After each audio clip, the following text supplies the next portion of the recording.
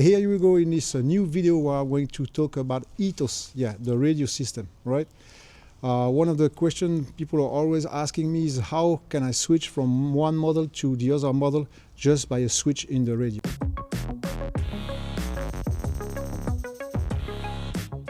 The thing is, so I'm on the track loader right now, okay? So this is for the pump. This is the rotary for the pump. Okay, I'm going to switch off the pump, okay, and then I'm good to go. I can switch to the other model, to the dozer. So to switch, in order to switch to the dozer, it's the S3 button up position, and then it says receiver is still on. Are you sure you want to continue? I click on yes. It's going to show me the checklist for the dozer, and I need to apply it to the checklist. The checklist for the dozer is very simple. It's just I need to be in first gear, which is this button. It's in red. As soon as I press, now I can control the dozer. See? Okay, let me redo it for you.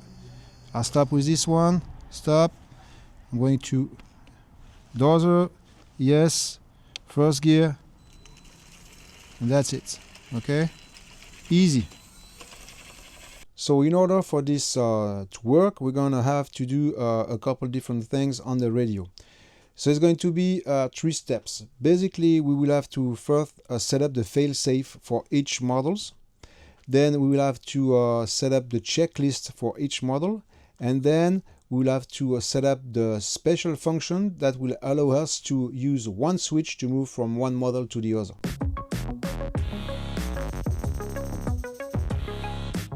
For the special function, you click the plane, then you scroll to special function. And as you can see, I got the special function already made on my radio.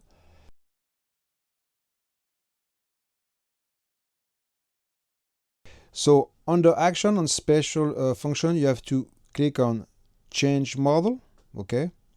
Then you have to enable it. Maybe you can do it at the last time when you're sure with everything that is done over here. But what we're going to say is for the track loader to load, we're going to the active condition is going to be the switch. So for the track loader, I'm going to use the S3 button, so the S3 switch in the down position. What I want to say is I want this special function to be global. That means it's going to be available, it's going to be enabled on all the models that are on this radio, because when I'm in another model I need this function to be available. So global on. Then S3 down position is going to load, so you will have the list of your models available over here. I want it to load the track loader, okay? And then it will ask you, do you want a confirmation that you're going to change the model? I only want a confirmation when the telemetry is streaming. So that means when the model is connected. So I'm going to want a confirmation only when the telemetry is streaming. And then I'm going to enable it. And now if you look at it, when I press the S3 switch in the down position, the special function is active. You can see it over there and over here. It's active. You will have to do this for every model that you're going to need. See, so for example, I got my my excavator over here. So my excavator is the button S7 in the up position. It's enabled. This is the model I'm going to load, etc., etc. And you will have to set this global special function for each models you want to get access to.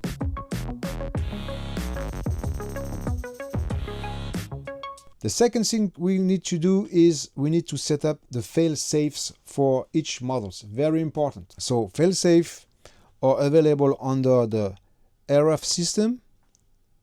Okay. And here, over here, you can see that my fail-safe for this model, which is the bulldozer, the D6T, is set to no pulse. So whenever I'm going to lose the signal between my model, the receiver, and the radio, that means the model is going to stop all its functions.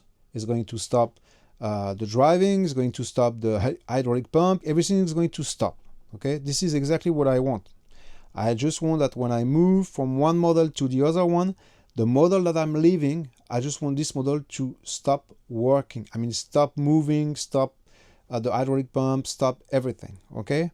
So this is what you're gonna do for each of your models. You go to failsafe and you use the no-pulse function.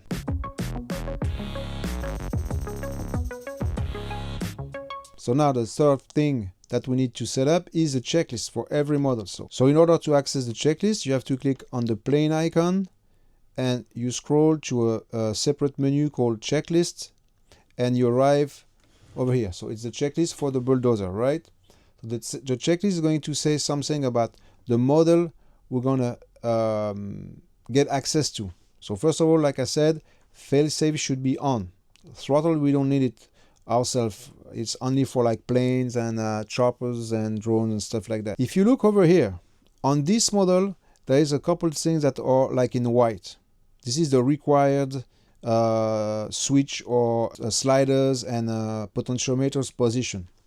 Okay, so for example, this is in white. That means I need to be on this position, the first gear of the bulldozer. But also, as you can see here, I need to have like these switches in some special position. So let me check. So for S1, the position of the switch should be in the middle position. So S1 is this one. It's the one you can see over here. I'm saying that the S1 should be in the middle position because S1, for example, on my dozer is the light. So that's all for the switches.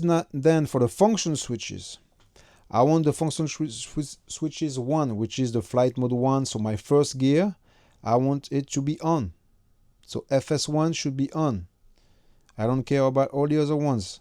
On this model, since I don't use any hydraulic pump or anything that is related to the potentiometers or the sliders, I have everything on no check. So now when you're trying to switch to the dozer, the checklist is telling me that I need to have this button applied on, okay, and then I get access to the model right away. So let's do the same for the track loader. So we're going to do the same thing for the track loader. So let me show you something. On the track loader, it's a hydraulic model.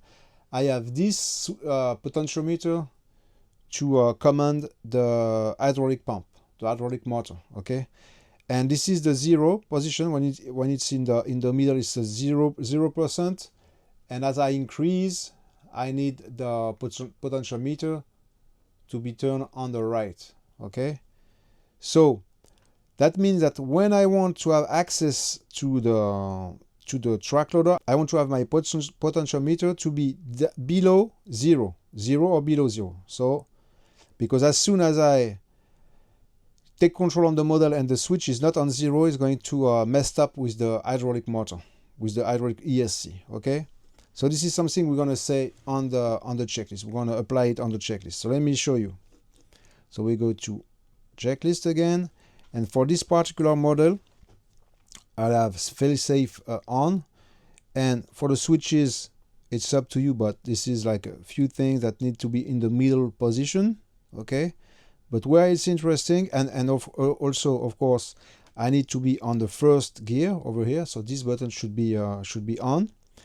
But now on the pots and slider, what you're gonna see is that I want my potentiometer on the left down. So this is this one. I want it to be below 0%. Okay, that means if I am above, see, I don't know if you can see it over here. As soon as I move it like above 0, it goes in red. So I need to be like below 0.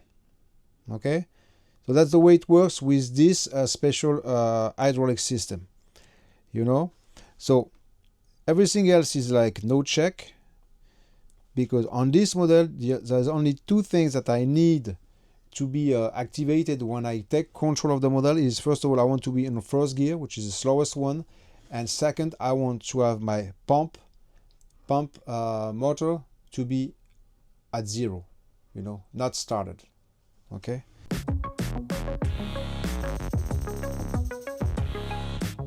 And like I said, now it's super easy. Let me show you really quickly. I'm going to switch up. It's going to ask me, just put the dozer in the first gear, and then you get access to it, and then you can control it. Okay, you control it, and then you want to go to the dozer, tack, and then what it's going to say is going to say, oh, first gear. This is good for the pump because there's no red on the pump, so the pump button is potentiometer is already set up, and then I need to activate the first gear. Basically, we'll have to start the pump for the hydraulic model, but you get the idea, right? Yeah, so it's very super easy to set up. It's a very nice feature. It has been working flawlessly for me. I mean, I have this radio for like 3 months now. I have not been able to use it that much because of the weather. Weather is really bad where I live, but still, I think it's a very great feature. This is something that's kind of made for ground vehicles. So thank you for watching. Please consider subscribe to the channel, especially if you want some more videos about ETHOS. If you have any questions, just ask in the comment section. I'm not going to reply by email or like on private messages on Facebook. I try to give all my answers like as public as possible because I think it's going to help. Your issue is going to help probably some other one down the line. So just let me know what you want to know, and also let me know if you have any questions or issue with ETHOS. I'm not a specialist in any means, but I mean, I can help. Maybe I can help. We'll see. Okay. Bye bye. Thank you very much for watching.